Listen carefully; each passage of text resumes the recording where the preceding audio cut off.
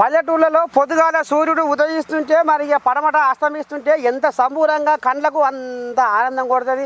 అగో గదే తరిగిన పట్నంలో నీ దండం పెడితే సింహశీకట్లో చార్మినారు అందాలు అబ్బా ఎంత ముద్దుగున్నది, భలే సంతోషంగా ఉన్నది అనే మరి సందర్శకుల మనసు చిన్న పోయిందట. ఎందుకు ఏం కథ అంటే గిందుకు వన్నె తప్పి సిన్న పోయిందిరా మన చార్మినారు, ముండబోసి ఎండల కూసుందిరా మన చార్మినారు.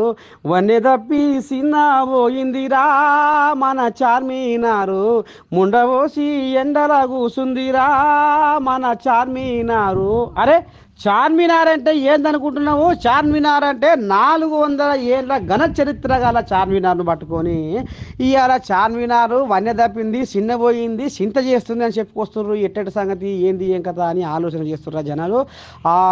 గీనె ముందులా అసలు కిటుకో పాపము. చార్మినార్ అంటే ఒకప్పుడు వెలిగిన చార్మినారు సందర్శకుల లోటును తెరిచి వాళ్ళ గుండెలలో ఆనందము సంతోషము నిండి పొంగి పొర్లిచ్చే ఈ చార్మినారు ఇవాళ ఆఖరకు వస్తార కల్లా ఎటుగాని తీరైపోయింది అటనులా. ఎట్లా అంటారు, ఇగో సింహశీకట్ల ఒక లైటు లేదు, ఒక బుగ్గ లేదు, బజార్ల లైట్లు కూడా లేకుండా చార్మినారు ఇక దయ్యం వల్ల గిట్లా కుంపటై కూర్చుందట. అంటే చూడుర్రి ఇక్కడ ఉన్న సిబ్బంది ఏ రకంగా చార్మినార్ను చురుకనగా చూస్తున్నారో అనేది అర్థమవుతుంది అటనులా. ఇప్పటికైనా జర చార్మినారు చరిత్ర తెలుసుకొని చార్మినారు చుట్టూ ఇగో వీధి దీపాలు వెలిగించు అని ఈ రకంగా పాపం సోషల్ మీడియా సంఘపోళ్ళు ఒకటి కౌంటర్ ఇస్తుర్రులా.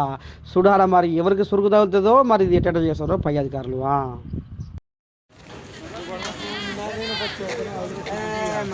अबे बगचूद आगे जाके कहाँ कर